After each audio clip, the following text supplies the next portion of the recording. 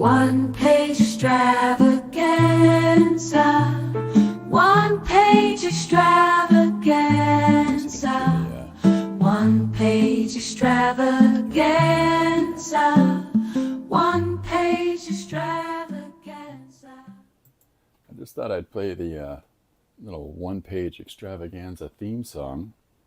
That was written for us, performed by our good friend Jim Luan, who just finished a feature-length animated film called The Full Fungus. Jim, Lujan. Go and check out his Instagram and his YouTube and everything else. And he's fantastic. One guy on his own. He's done numerous short films and projects, and now he's done this. So it's exciting, that somebody can sit down with a really large scale objective like that, take it on, and away they go. But it's I enjoy his work, and I got to do a little bit of voice work for it, so that was kind of fun, and appreciated that opportunity. So yeah, check out Jim's film, and thank you again, Jim, for doing the little one-page extravaganza theme song for the stream. And why is it called that? I'm glad you asked. Because of this. This is our volume 1 of One Page Extravaganza. It's the book that we do from when people make a suggestion here on the channel, and I write and draw a one-page story based on those suggestions, and yeah, it's a lot of fun. I've done quite a few of them in the last 2 years, and we're going to be doing a few more. So, but in the meantime, right now I'm finishing posting 15 pages of a story. Before I get going, let's say hi, Linda. How you doing? Hiya, Tim. Hiya, Susanna. Hiya, anybody else that's joining in with us here. Yeah.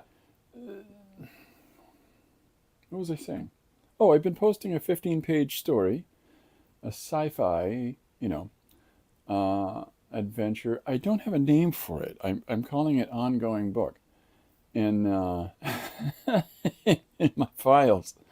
And more so than that, I've really not organized a title for it or anything like that yet. I'm just exploring some possibilities, some avenues there. And I'm having a lot of fun doing it. So today is page 13, and tomorrow is pages 14 and 15. And starting Monday, we will be right back to posting one-page stories for this, for a foreseeable time. And just, I enjoy doing them. I enjoy doing them a lot. And it helps me when I'm working on other things to have that breakaway where I, where I sit down and let myself go for a second and not just get kind of tied into the ongoing narrative, the ongoing characters. Uh-oh, somebody's coming to say hi. You want to say hi? Here he is. Hey, how you doing, everybody? My name's Corbin. Right on. Is that all you needed? You can't sit on my desk. Thank you. Okay, I guess you can sit over there. All right, so yeah, so it's a nice breakaway, and it's a nice chance to sit down and to allow yourself to possibly take on ideas and projects that you don't normally do. So I'm enjoying that. Hopefully my sound is still holding up today. I've been really actively trying to improve the quality of the streams that we're doing. So anyhow, there's today's page up on the screen. And let's pop this up. So I think I've got my lighting fixed. So, woo, happy days. Yeah, I'm trying some things, right? I'm trying things out. So this is the one-page story that I started on. It's not for you, Corbin. That I'd started on Wednesday, or I did on yeah, Wednesday. This is Wednesdays. Anyhow, this is one of the pages that'll be going up for patrons this weekend. And but this is from a suggestion about if Canada was a theme park, what would be its mascot? And so here's a bunch of the elements that I've drawn. Little bits of Canadiana here. There's Don Cherry's dog. There's maple syrup. The dog is, of course, trying not to get completely covered in maple syrup as he's chasing after pucks. It's supposed to be a talking dog, by the way, in the suggestion. And because this is about 6 suggestions altogether. There's Tim Horton, and he's got his hockey stick inside a cup of coffee from Tim Hortons, and stirring it up. And behind him is the log driver's waltz, is a bunch of loggers, and then beside that is our politician said exploding. So Linda says it's my 75th birthday today. Congratulations, Linda. Happy birthday. Corbin, would you like to say?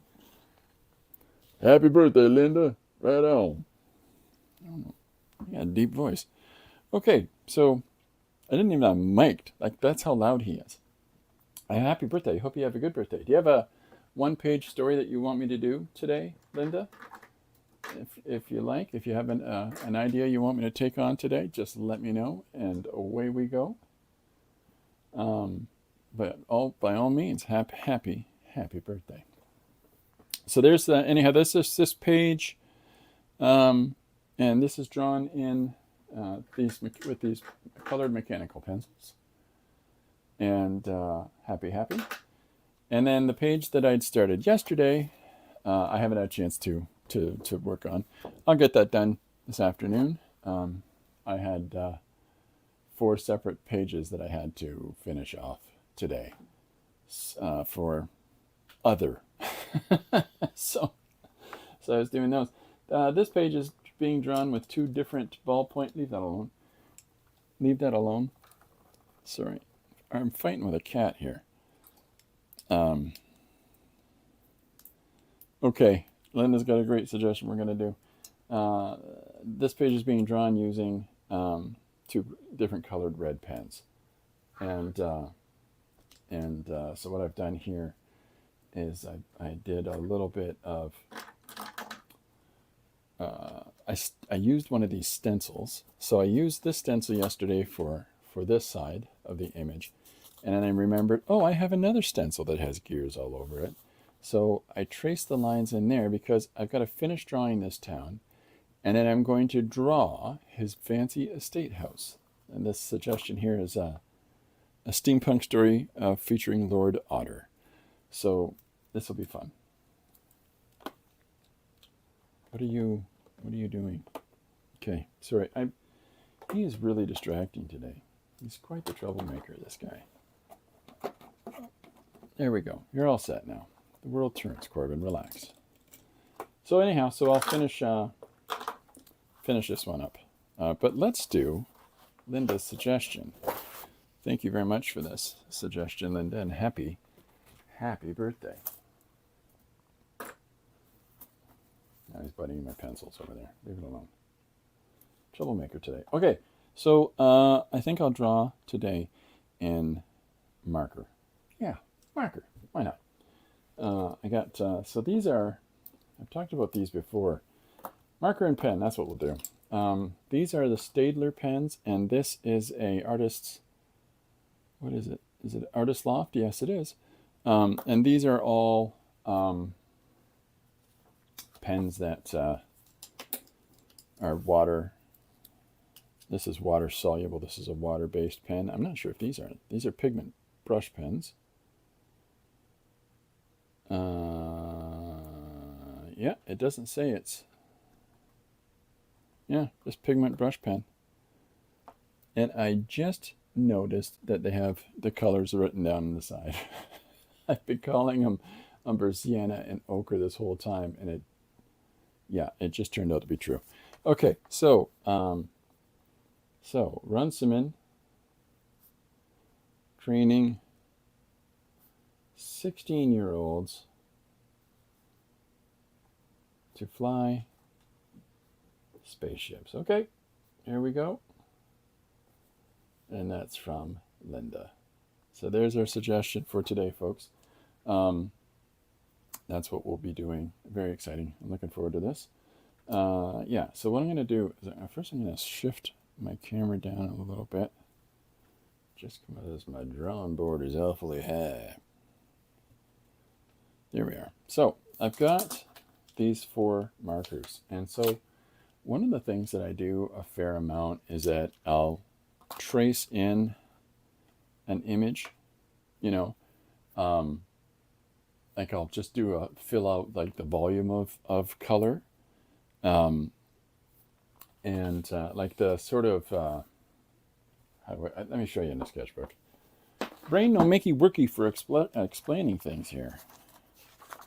So the way I'll draw these images is that I'll take a simple marker and I will lightly sketch out the composition. So all of the pink area that you can see here, ideally, let's get a better representation of that right here. So all the pink part, the entirety of this composition is laid in, and then I will take a red pen in this case, and I'll trace out the contours of characters and define them a little more clearly, and then I'll come in with a darker value and I'll put some shadows in. And so that's how I'll go about drawing a bunch of little sketch compositions. And I have a good time doing that, and I'll really explore that quite a bit, you know, in pages. I'll just sort of doodle abstractly and see what comes of it. But what I find is that it really helps me to put together something that, you know, I might not have.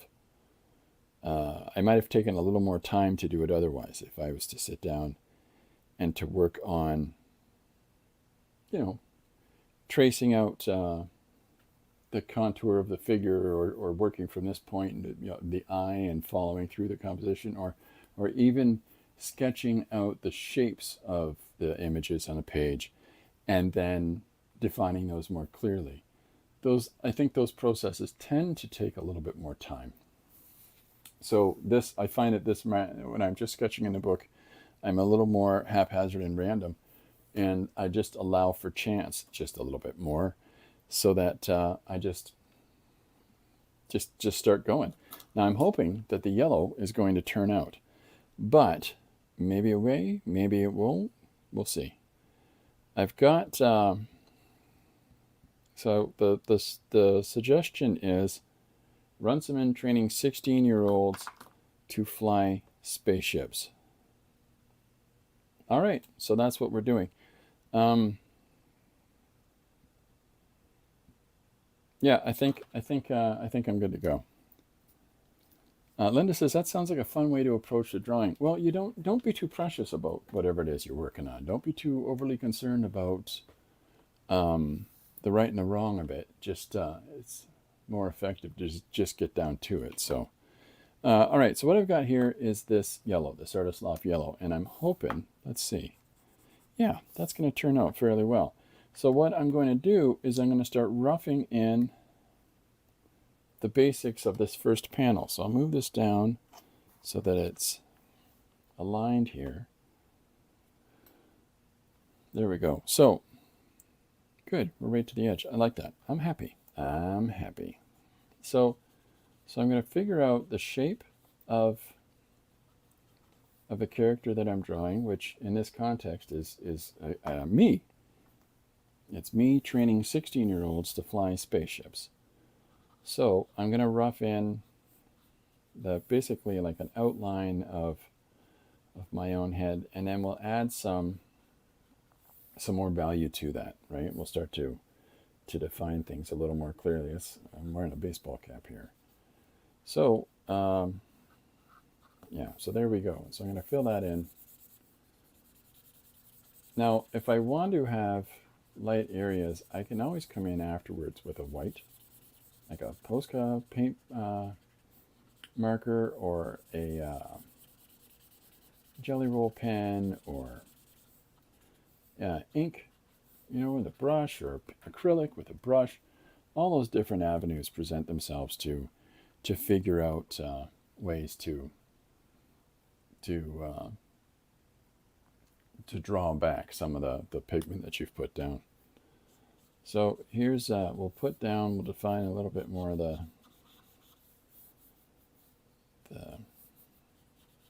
character here. Just give it a little bit more shape. So you can see how once you have an idea of the rough shape of the thing that you're drawing, it can expedite the process a little bit, right? Okay, so we've got these 4 earth tones. This is ochre, this is a raw sienna, and this is umber. And so and these are the 3 basic earth tones, okay? So what we're going to do is that we're going to utilize these for adding additional color to the page. But what I've got here is, let's see which one I can use. Let's try an orange pen. Is either of them going to work? Yeah, we're good to go. Okay, so I've got an orange pen here.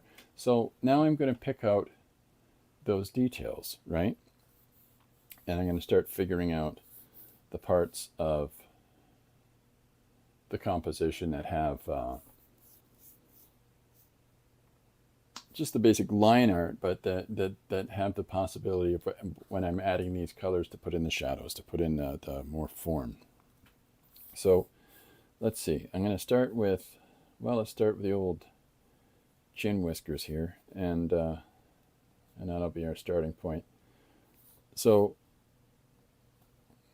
yeah, it's a different way to approach the drawing, but like I showed you in that sketchbook, it's no different than anything else. It really is just, we've sort of taken a short step by defining the entirety of the form in one go, and now we just gotta, so we have that applied in our head, and so now we're going to pull out all the little parts that are in there. So there's the tip of the nose, there's the old yapper, there's the top of the nose, because somebody got a big nose, this guy, and and then we've got our cheek over here. So by laying out these little points of where things are going to come together, where things are going to line up, it sort of takes away the possibility of, when I sit down and do all this defining of the lines, I'm not going to completely stretch the proportions and stuff like that and get it all out of whack. This way it should all be nicely set together. So I've got an old picture of myself, a little thumbnail here that I'm working from, where I'm going to draw my reaction to the scenario at hand here. And yeah, we're going to have some fun with that. It's a challenging thing to draw yourself, I find, because you recognize things when you're drawing them. You'll notice things with a little more clarity. And I find that when I'm drawing myself, I realize, oh, yeah, I got a big nose, or whatever it might be, like just the silly sort of insights that these little realizations that we suddenly have. But, these things happen. So I've got some things coming up that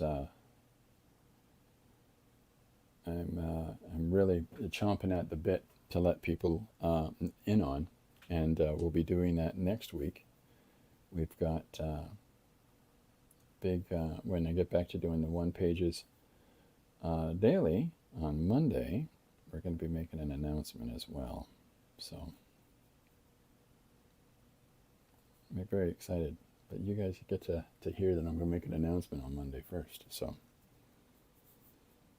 this is me drawing a pensive face that I'm having because I've just found out that I have to teach 16-year-olds to fly spaceships. Hi, Tori. How you doing? Welcome aboard. So, yeah, I think the idea of that terrifies me as a spaceship instructor in the context of this story. So I'm just going to draw a fun little reaction expression to start things off. Whose idea was this? What did I do to have to do this? That's the approach I'm going to take to this story. So, all right. So we've got the face is coming together now, and hopefully it's making some sense for people.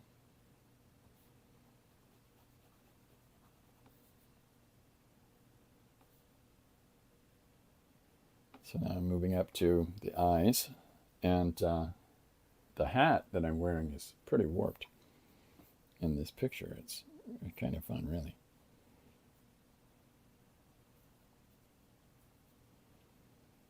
It's funny, when we have this idealized view of ourselves, that this is how we sort of think we look like, this is how we sort of define ourselves as we're going through life. And the challenge that can present people in over assessing themselves as they're the subject matter for something.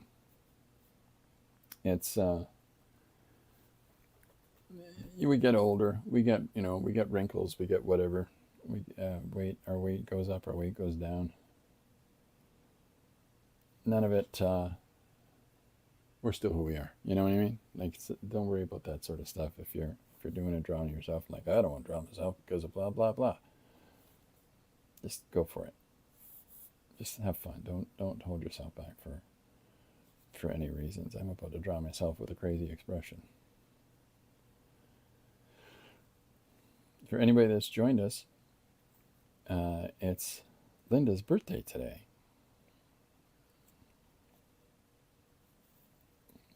Which is awesome.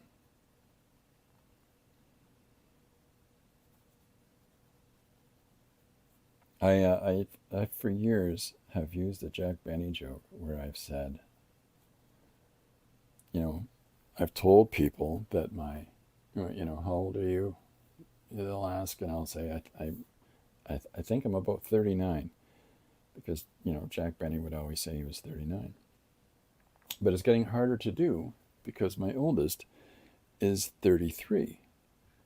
So now I've switched to the George Burns, where people say, how old are you? And I say, I'm about 100. And it's fun to do that when, like a classroom of kids or whatever. And I'll tell them that I'm 100, and they're like, what? That's crazy. Because there's a part of them that just sort of takes it for, they just, there's a degree of believing us as we're teaching young people. And, you tell them something like, I'm 100, and they're like, automatically assume there's some truth to that. But at the same time, no, there can't be, Kids are great. That's older than my mom. I've had one kid say that to me, and I'm like, oh, poor mom. Oh my goodness, Yeah, I hope you have a nice birthday today, Linda. I don't know if you've got any big, exciting, fancy plans or global domination. I tend to try to just chill on my birthdays and hide. Tori says, Christopher messing with the minds of the future. Hey, they had me come in there and teach the kids. They just got to take what comes. Yeah, I don't. I'm terrible. I'm sure there's all kinds of other crazier things I could be telling those kids. The next time your family has watermelon, take the outside and just lick it for a while, and it tastes like the inside, like, which is completely not true. But uh, you know, there's terrible things that you can do when you get opportunities to mess with young minds. Okay, so I've been working my way up to where the hat is now, and following along one side. And now we've got to make sure that we've got the opposite side in. It's not a very flattering picture of myself that I'm doing today, but that's okay. It works with the story. This is just a regular old orange pen we're using, and you can find these at department stores or art supply places, craft areas for kid supplies. They tend to have these more than anybody else, to be frankly honest about it. You'll find these more likely in those sorts of those aisles of the shops, because it's the assumption is most adults don't make notes with colored pens, right? Well, some of us like to draw with them. Anyways. So, crazy eye. I was doing the page that I posted today. That story I drew so fast and so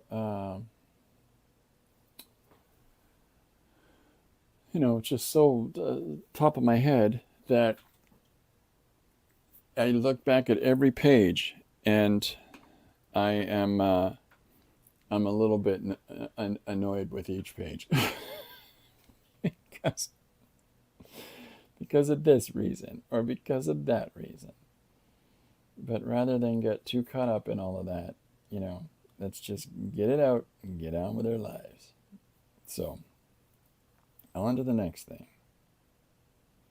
Some people are far more concerned about, I'm only going to release stuff if it looks perfect. Yeah, that's good. That's not how I roll. Everything's a learning curve. Anything you do today is different, than the thing that you did yesterday. Because you learned something from the thing you did yesterday. It subjectively changes how you approach things today. See how it works? It's all connected. Yeah. Linda says, I'm having a chill, laid-back day. Nice. Nice. And Tori says, that's the best way to do it, Linda. Sure is.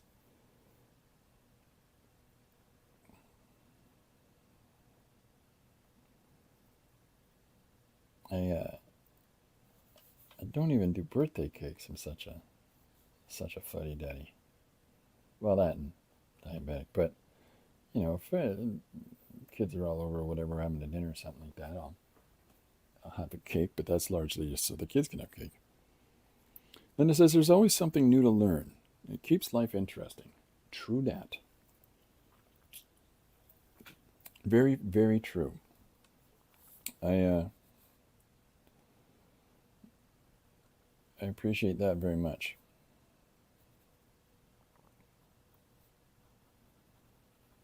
So this is drawing in this crazy expression now. So now I've managed to come all the way down to the other side of my face, and I'm just filling in these details.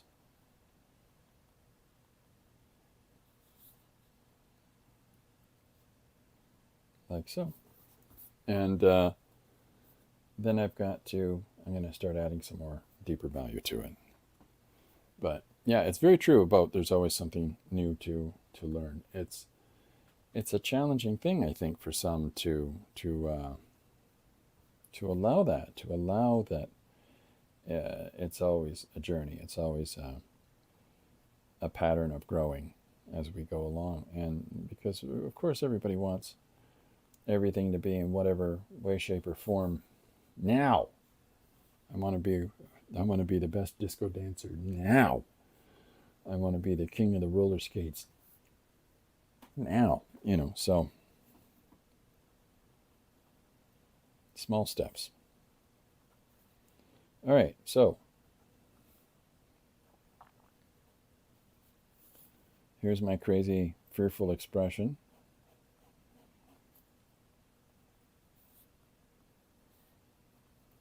How's that? Yeah, okay, it's still going. Good. Hold on 1 second. That's probably going to make it better. There we are. One of the cameras decided to turn its microphone on, and that could probably interfere a little bit.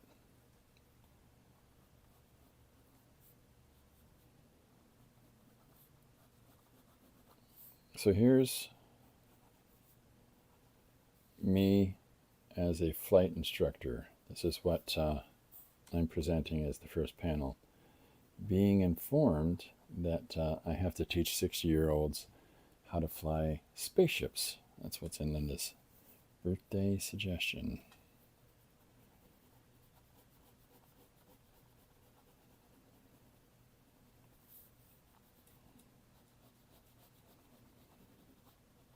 So there's our drawing for that. Now let's go back up to the head, the old noggin. Noggin. First off, I'm going to put in my hat, and so I'm going to really tilt my hat here. And I think that I haven't put enough yellow down for that. We want to take this out a little bit farther. Yeah, there we go. Yeah. Oh, forgot the ear.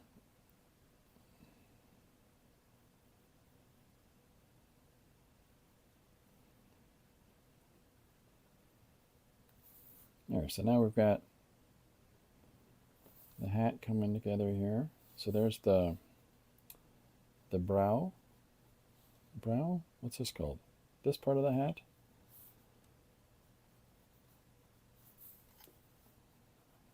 I'm not up to date on all the hat terms. The peak. Thank you, Tori.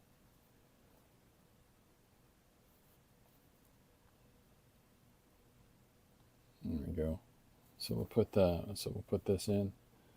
Now this is the cap that I'm often wearing here on the stream. I've been really susceptible to colds this winter. I have a reduced immune system, and so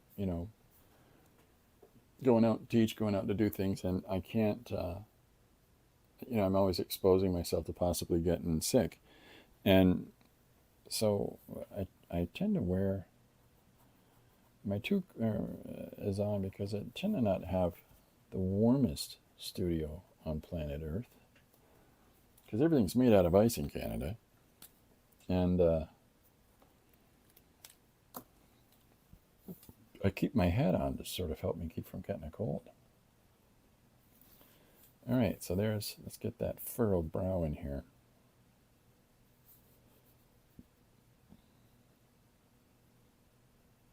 Yeah, see that? Sometimes it's just that one little extra bit that helps to sell an expression. Is that, in this case, it's that furrowed brow.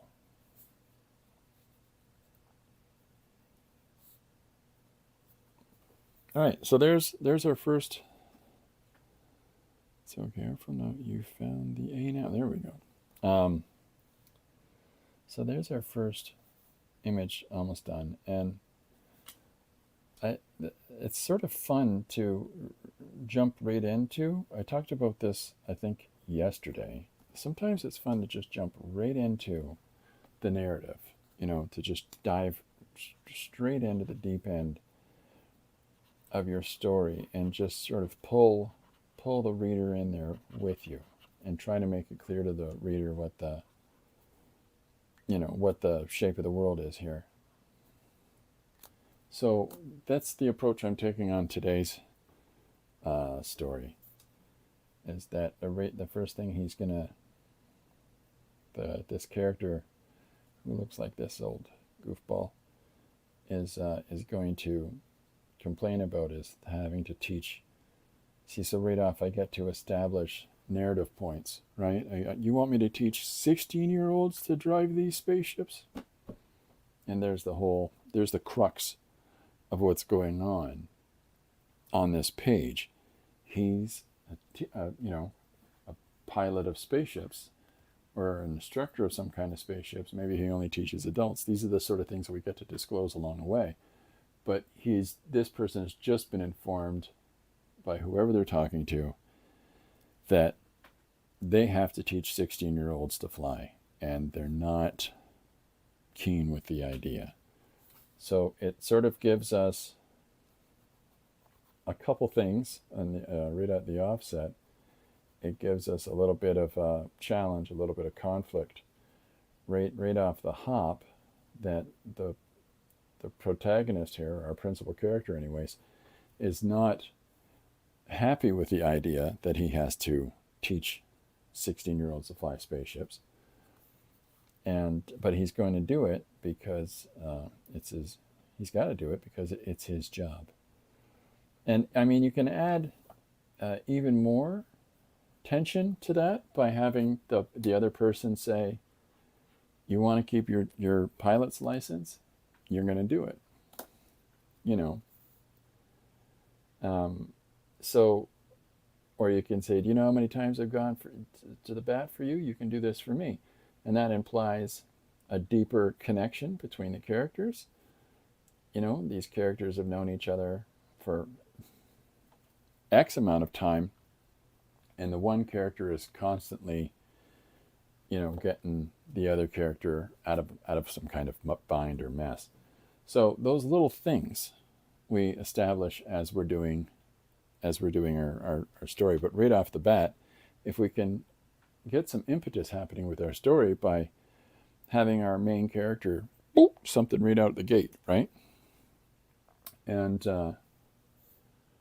or draw something about the place, something about the issue at hand, anyways. So here's our guy, and he's unhappy with his news. So the next step is I have to make a choice about, am I drawing the next person, or am I like who he's in a conversation with, maybe, or am I drawing the spaceships? Am I drawing the students? One of the other of these things is sort of what's on the docket at this point. This is me coming in with this ochre now. So this is the next color up from that yellow, and so I'm just coming in with this and putting in some little pinches of value, little accent points, I guess, on our character's face here.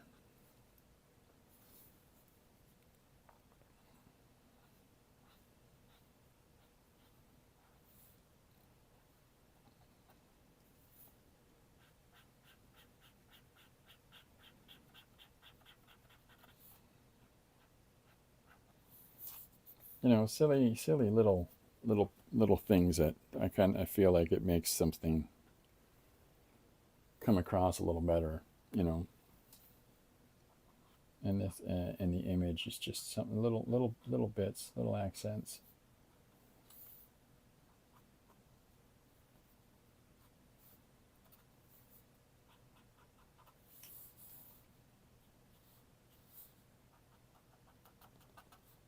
So I'm not using a black pen here. I'm not using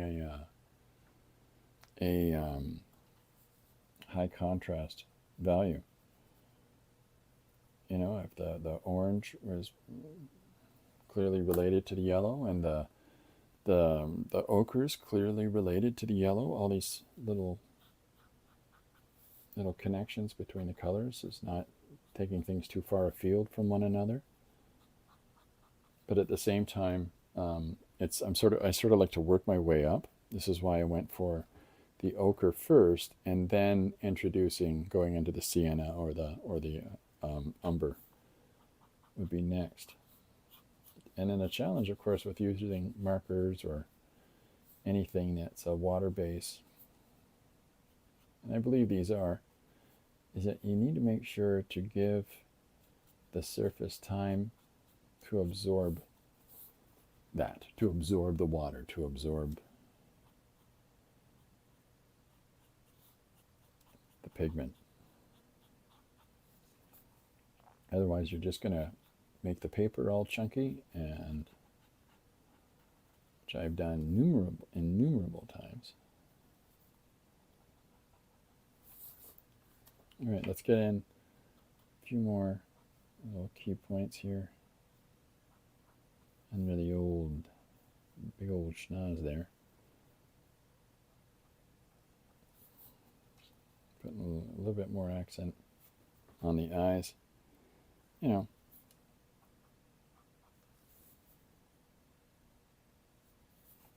it's not always about like solid line. Like I don't have to draw the whole line across the mouth. You know, if you put those little accent points in key spots along the shape of the mouth, then, you know, our eye, the old human being eyeball, fills in the remainder, right? Okay, so we got our guy. So let's jump with our shot here.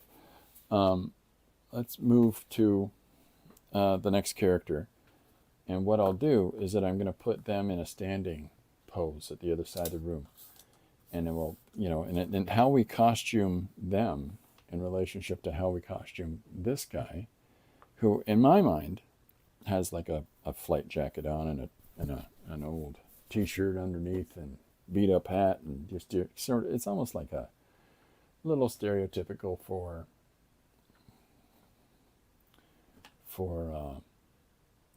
your flight instructor guy in films or something like that. So I'm going to draw the person that he's talking to. I haven't filled in the shape of the panel as such because I'm not, you know, sure what I'll do with that yet, like how far I'll take that. So I don't know how much that looks like me, but there we go. All right, so I'm going to draw our next person.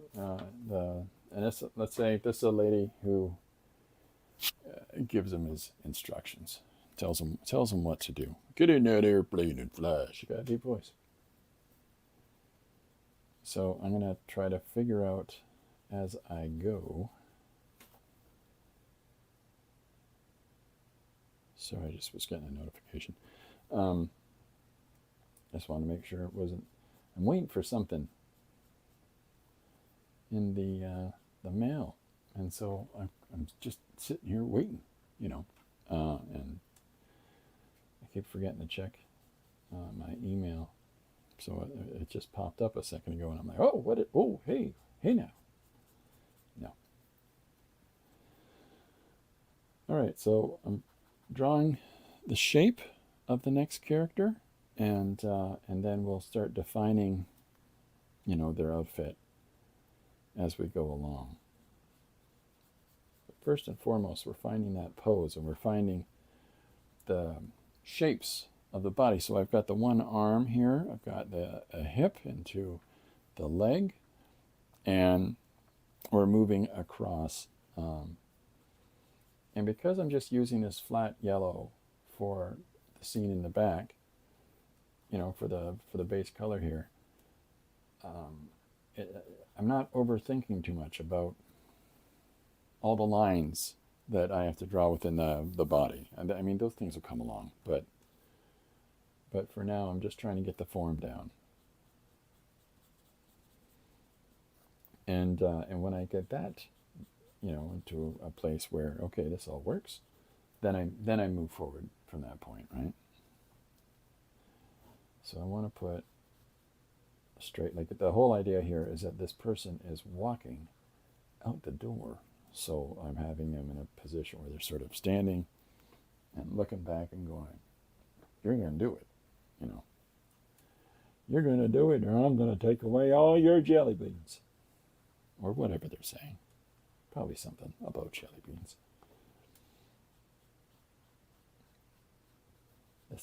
That's the secret of where I come up with my good ideas.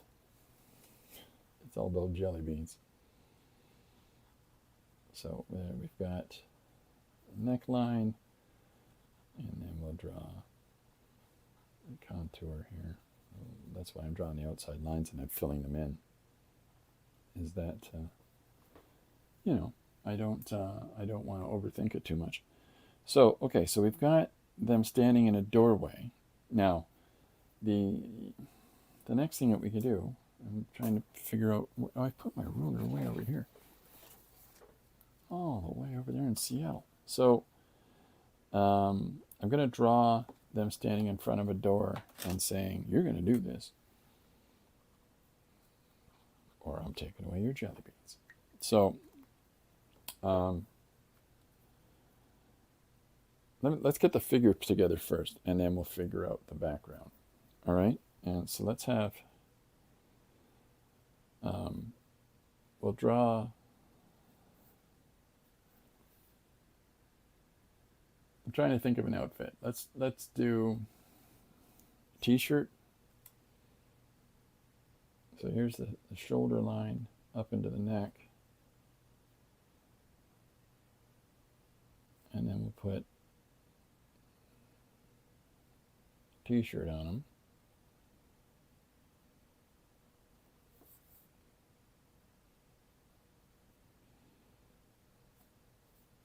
And let's continue on this bent and get this arm in here. So I cut the elbow down a little bit there as I was coming in with this pen here. I'm not overly worried about that yellow outside of the body. I'm fine with that. We can clean that up later if we really need to. But stuff like that is not a reason to be, it looks wrong now, and you get all worked up about it. Don't worry about that. That's fine. Everything's gonna work out fine.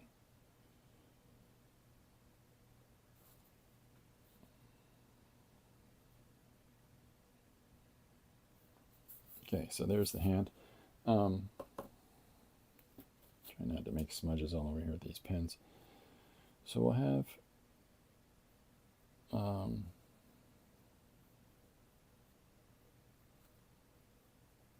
the shirt, a little bit of baggy here, and then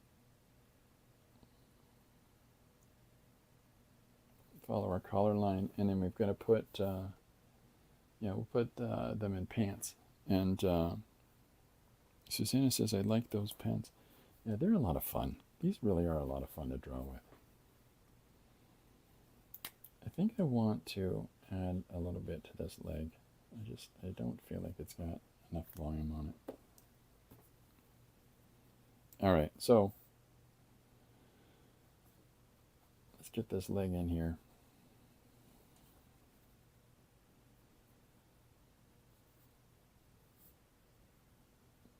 And then I'm going to have the one arm behind the back, because the idea is that they're holding the door handle as they're on their way out. So it's those little, think about these little things to do with why, the wherefore and why of something. Like why is this person standing in such a way? Why is this person wearing whatever outfit they might be wearing? Why are they entirely orange and yellow? Those sort of questions we ask ourselves, they help to inform our compositions, inform what we're doing, but it just sort of helps to invest us too, right? Like it just sort of helps to keep us drawn into what we're doing. Not necessarily leaving everything to chance.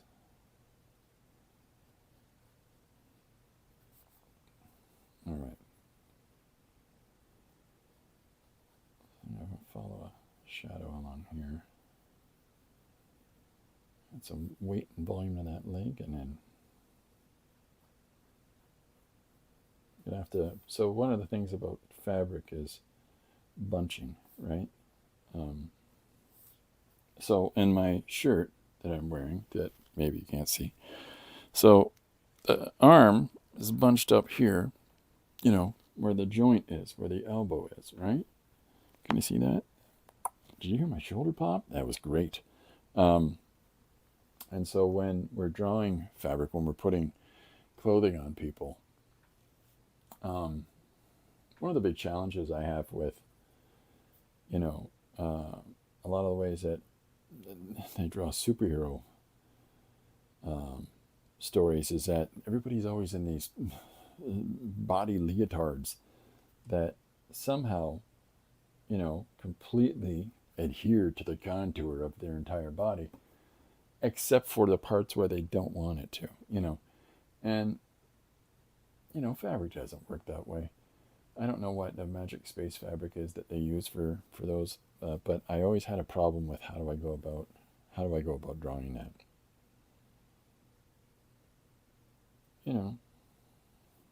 Just because there are artists out there that are really capable at that. But Tori says, "How can I ask a question about background? How do you know if you've got enough in the background?" I did a pic recently with a new detective muse in his office. I'm not sure the background's okay. Well, if you're going to set, the way I look at it is, if I'm going to set a character in a context, what are the key? It's code. It's codic language, right? Everything that we do, there's a code to it, and adherence to the code. Understand what we're trying to symbolically represent in the things that we include. So, and that's for all things, right? So the code language for your detective story, your private eye story, has to have those elements that fit the tone of your story. So if it's your Sam Spade detective in his office, okay, so there you go. So your detective's in the office, and if that's the case, it's a new detective mouse in his office. That's okay. I have a hard time typing too. So what are the basic things that you can represent an office with? And you have to ask yourself those questions. Is it set in the 1930s? So you got the metal filing cabinets and an old typewriter? Or is it set in the 1980s where someone would have a big bulky computer at the desk? Is it organized or disorganized? Is it got a lot of, how's the lighting for it? Like, are you going for really atmospheric lighting so that you've got, blinds on the windows that the sun's coming through and it's putting this blind pattern on the room?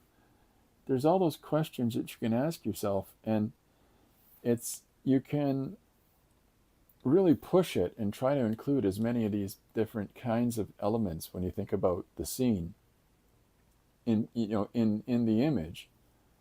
The coat rack with the 3-4 things hung up on it, the extra couch the couch in the office, it's got pillows and blankets on it because clearly somebody lives in his office.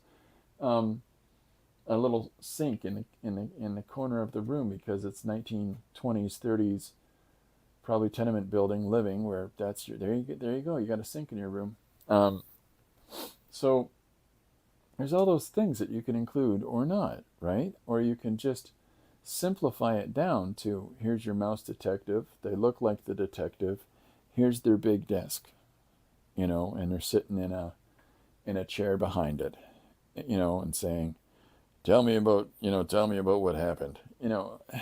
That works too. Like, my point is, you can go from all of this information with this heavy duty lighting and all that stuff, or you can look for the thing that comes across easiest. And if it's Sam Spade in their office, you can have him sitting at his desk saying, what's going on? And then behind you can have a floating door there that says backwards, Mr. Mouse, detective. And so the idea is that outside of, there's a whole room he's in somehow now, and and outside of that room is a hallway, because he's got to put his shingle up there on the glass of his office door.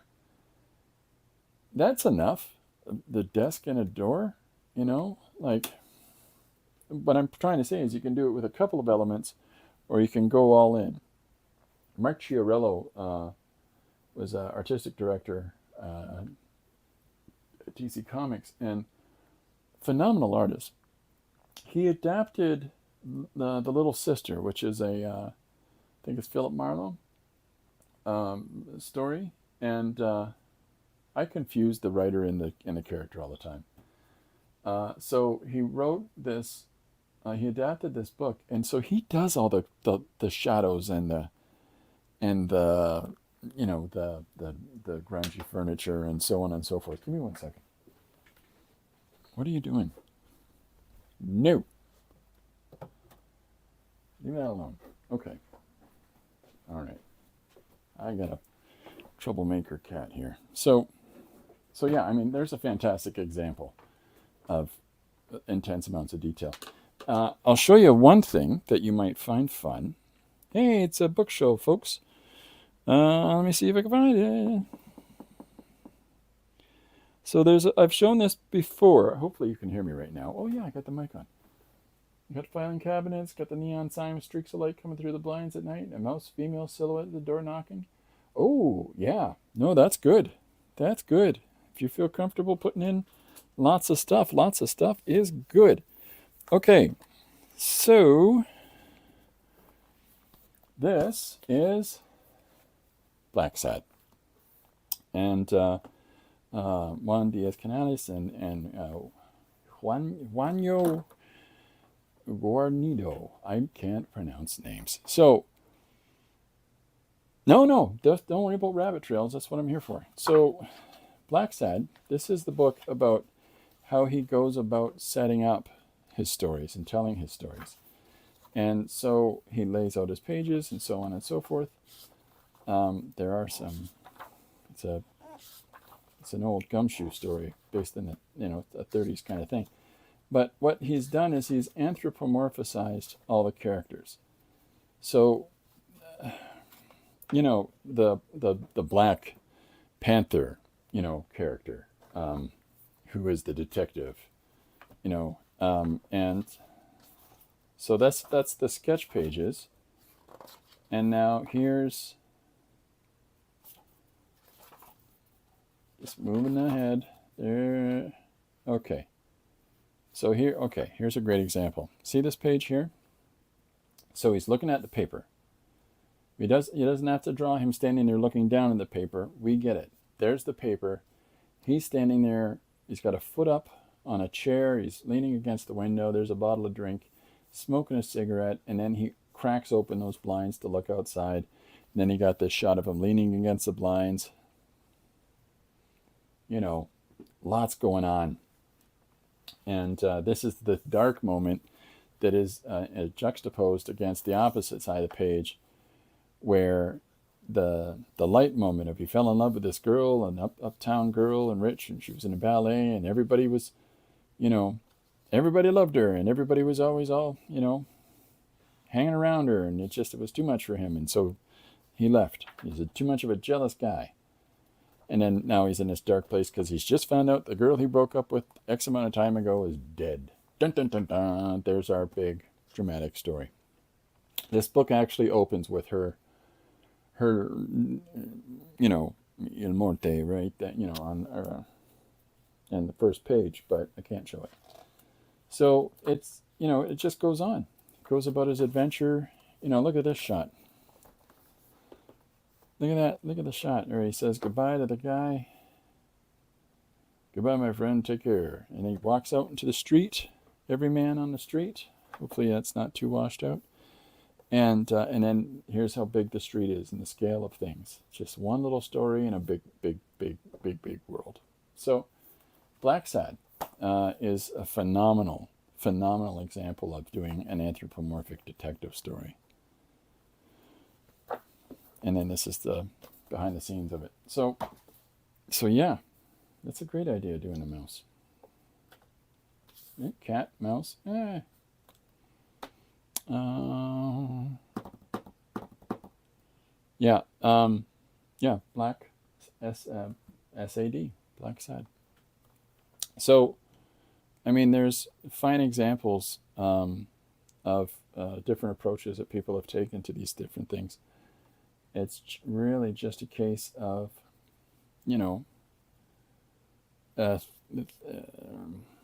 not necessarily looking at what they do in, by comparison, but it's just a case of sort of figuring out how am I going to approach this? What am I going to say through it? And how am I going to depict my story? I mean, right off the bat, you're doing a mouse, that person did a cat. So you've already got a distinct differentiation from that one. I mean, if you have an entire set, like a story set in mouse world, right? I mean, that's fantastic. There's been a couple of comics. Mouse Guard is one of them. Mouse Guard, one word.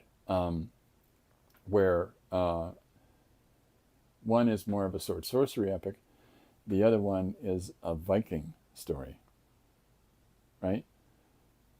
Entirely starring mice. It's entirely a mouse cast, and those are phenomenal.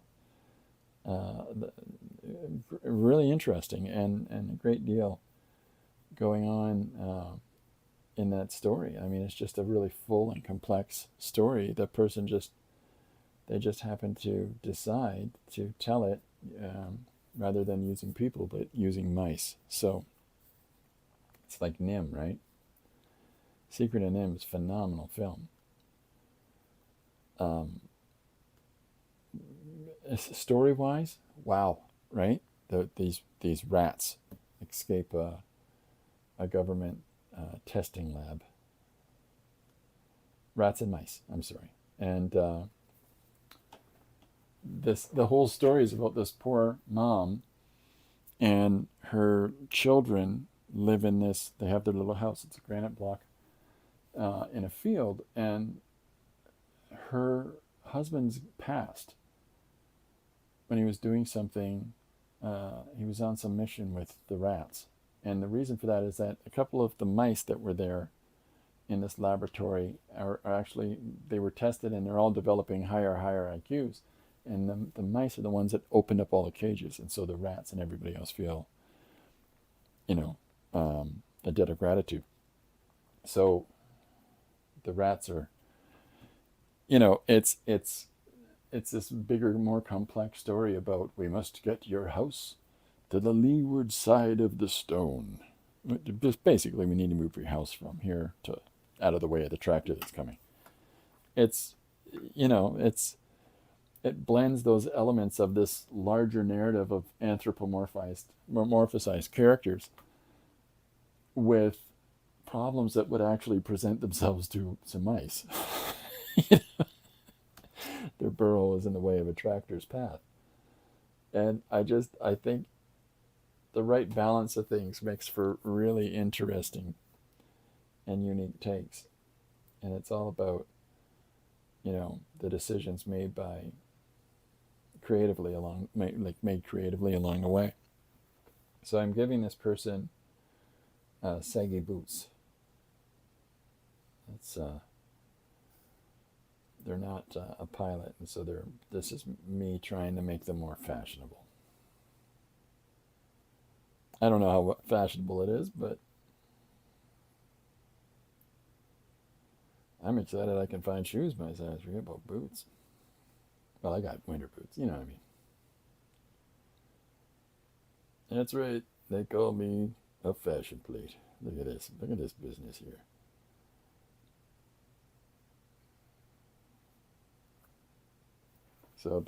So our character's coming together now. Thanks so much. That's so helpful. Oh, I'm glad. To hear it. Anything I can ever do to help, by all means. So let's put some shadow on this side of the hip, because we've already defined that there's shade on this side of the form, so that we're going to want to now define our character's body with the light source being on that side over there, right? And so as we go about, any of those details that we're going to put in, we got to think about what part of the, let's use this for a leg, okay? So the light is on this side, right? So there's this cast shadow right here, right inside where the pen, the top of the pen is inside of it. So, but there's the shadow here, but then there's this cast shadow, this bounce back. And so there's shadow right here on the top of the pen, right along there. Or a marker, I guess it's a marker. So I'm trying to think about things like that as I'm drawing our character. And so here's where we're going to put this other defining shadow, and it's bouncing off of the other leg. So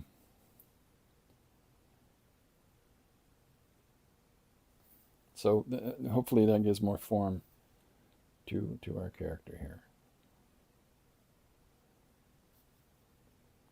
All right, so oh, Linda says that sounds great. Right on. So our person has a neck, an opposite shoulder, and so I'm giving this person has a little more body, not your big, Hollywood type, but at the same time, weight. We all have weight. Just checking the screen there to make sure I'm not missing stuff here. So if I'm going to draw their face in, yeah, let's just do that. And then if anybody has any more questions and stuff, by all means, feel free to ask. Don't worry about, me jumping off track and going down a rabbit hole. Anything I can do to help people out, I'm down with that bad sound. Okay, so now I'm going to draw the person in here. So if I'm going to draw them so that they're turning their head, those ears aren't equal. And then I want to think about, my goodness, these things never going to come in the mail. So let's put their one eye in, and I want to direct the eyes first, right? Like I want to. So right off the hop, I'm going to have this person's eye looking that way. And the reason that I'm having them look that way instead of looking straight forward is because this person, the person in the first panel, they're slightly on an angle and they're looking this way, right? So now we know that this person is talking to their right. And so the person that they're talking to would have to work the opposite way, right? So the person that they're talking to, if they're going to be responsive, has to be looking back to the left. And in that way, this is what I talk about when I say something like codic language. Because then the reader has this idea of understanding that, oh, they're facing one another, they're talking to one another. So that's an easy way to go about doing it. It's just it's just a variation of two people in a restaurant sitting across the table from each other talking, right? If you're going to have the camera cut to this character, make sure they're always facing that way or some angle they're in. And if you're going to cut to this character talking back to them, have them facing that way, some angle they're in, right? And then that way you don't flip it, because that can, unless it's very specific in relationship to something in this story, because it confuses the reader. But then there's another universe, so they're on the opposite. Okay, well, but then you're going to have to explain that. So, that's just a little rule of thumb. Anyway, in film anyways, I don't know, I try to apply I try to apply it in storytelling.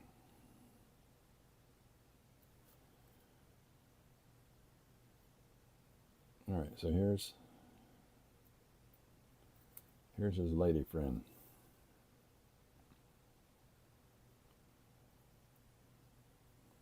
And we'll give her messy hair.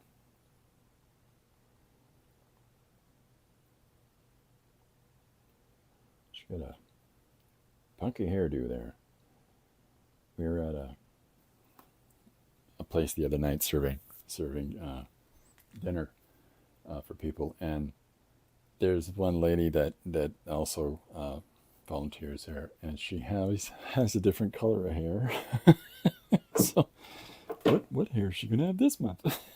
So last time it was pink, this time it was blue, and I mean like shocking blue.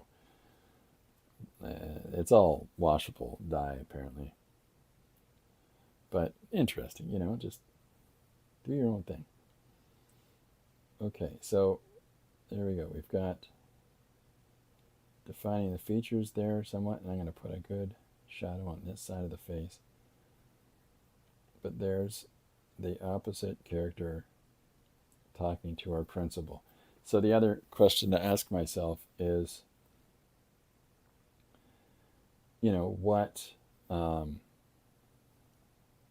what's the scene? Like, this is where we got started on a few minutes ago. What's the setting? And I think that what the setting's going to be is, the office of the flight school. Like, this is the place where they sit down and have a coffee and go out into the airstrips and courtyards and stuff like that. So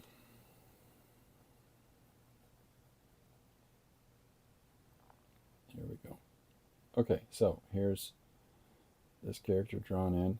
Now, so one of the things that would help is to think about that environment. Like, how are we going to apply that environment in our composition? And there's a bunch of different ways we can try to depict it. I'm looking up an airport on my little doodly-doo, my computer here. And so all of them are modern airports. That helps me at all. Maybe I'll try airfield, because that implies, yeah, see? So it gives you all kinds of sort of little thumbnails when you look up something like that. And it just becomes a case of looking for something that fits. But I mean, these are all modern scenarios. So not very helpful. But I'm going to use that picture right there. And even though this is a modern thing where it's a baggage check-in, that's okay. It's sort of giving me a little bit of an idea about, just referencing the space. So I'll making a couple little notes for myself here. This is me finding the side of the panel. There we go. Now, so if I have this character standing in front of the door, right? And then I'm going to move across to the opposite side of the door. And what I'm affording myself is space for the text, for whatever they're saying here. And in doing so, it's sort of letting me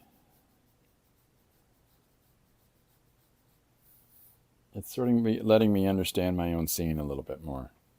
And even though, like, here's the door to the office, right? Let's put that straight line in there. So there's the door to the office.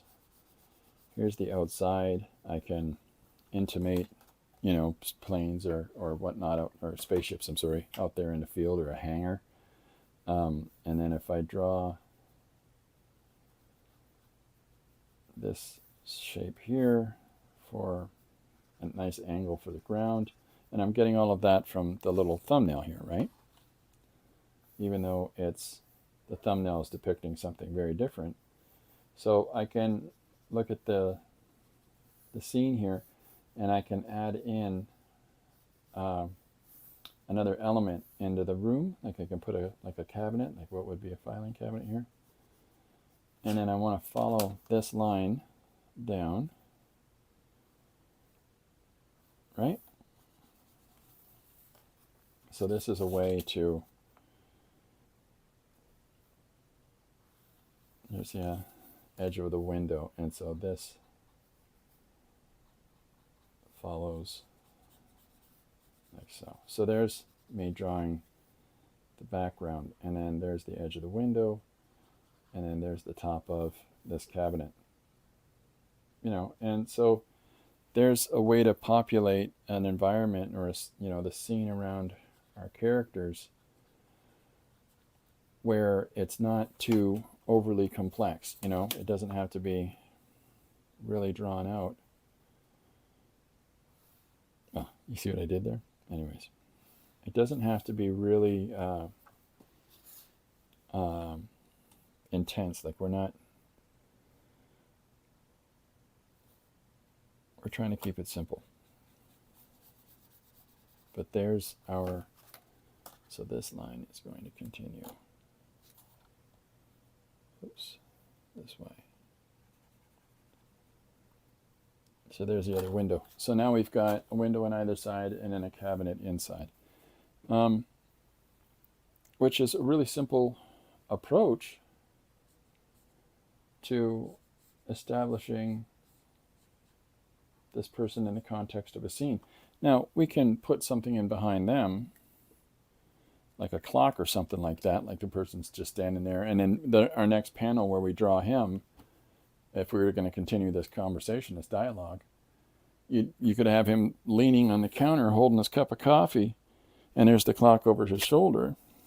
And you've sort of pre-established that by having this clock in this image. So there's, but why would you put a clock in there if it's set in the space future? So there's ways of going about doing stuff where small little, small little ripples in the water makes big waves, right?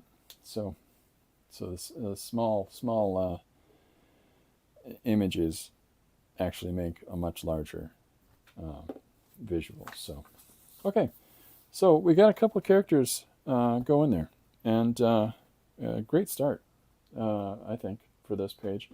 I try to do something different every day. Like today's I'm drawing in marker and pen, and yesterday's just ballpoint. The day before that is pencil, and I'll have to color it digitally.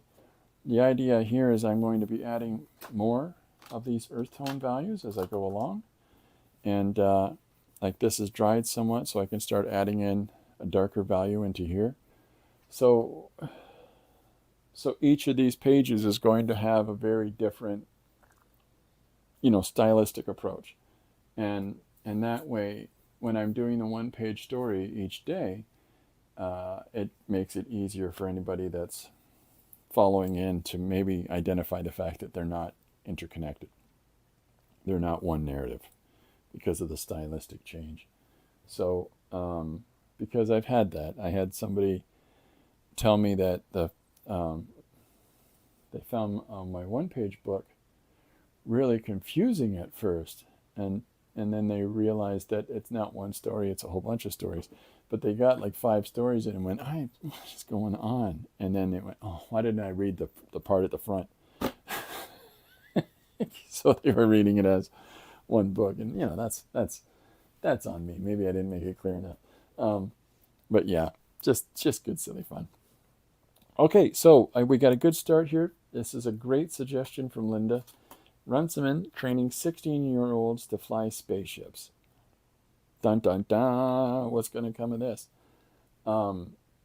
See, by establishing the tone of it at the beginning, by having him unhappy about having to do it, and the other person saying you have to do it, now it sort of sets me a tone where he can be the grumpy instructor, right? And somebody can say, why are you having the grumpy instructor tell, training all these kids to fly, and then we can fly, like have this person speaking to this other random element or other random character. Why are you having him teach those kids how to fly? He's a grump. And then this person, says, well, might be a grump, but the best pilot I've ever seen. And we've already established this identifiable connection between them at the start. So it pays off, right? That there's a larger connection. So, yeah, it's stories are fun. A fun thing to do when watching a show on television or a film is look for, if you've got something that, I don't know if I like that so much. It's kind of dull or boring. Look for character connections, right?